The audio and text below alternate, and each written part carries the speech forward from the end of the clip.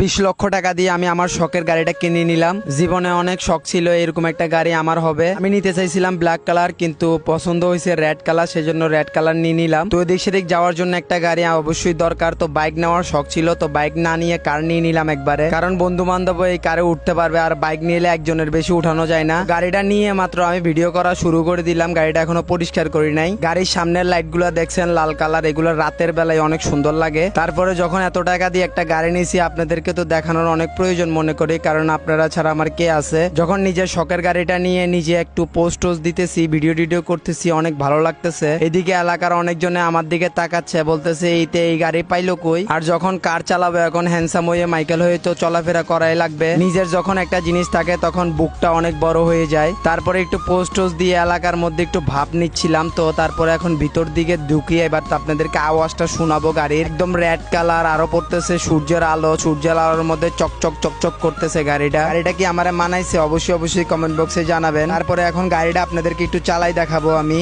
গাড়ি তো অনেক মডিফাই বাকি আছে, এখনো আরো সুন্দর করব গাড়িটা। তো চাবিটা দিয়ে আমি স্টার্ট দিচ্ছি গাড়িটা। এখন নিজের একটা জিনিসে উঠি তখন অনেক ভালো লাগে। গাড়ির আওয়াজ শুনে আমি তো মাতাল, এমন সুন্দর একটা আওয়াজ। আর নিজের গাড়ির যখন এরকম বুম বুম আওয়াজ হয় তখন নিজের থেকে অনেক ভালো লাগে। তো আমার ভালোবাসার মানুষদেরকে নিয়ে আমি এই গাড়িতে নিয়ে ঘুরবো।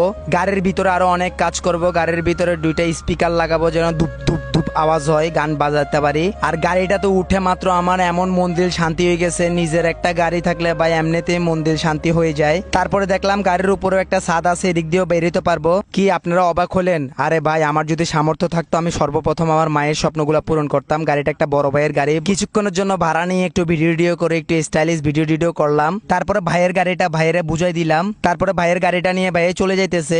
ধন্যবাদ ভাইয়া আমাকে কিছুক্ষণ সময় দেওয়ার জন্য। তারপরে আমার পকেটে 10 টাকা ছিল, এবার লোকাল বাসে করে বাসায় চলে যাব।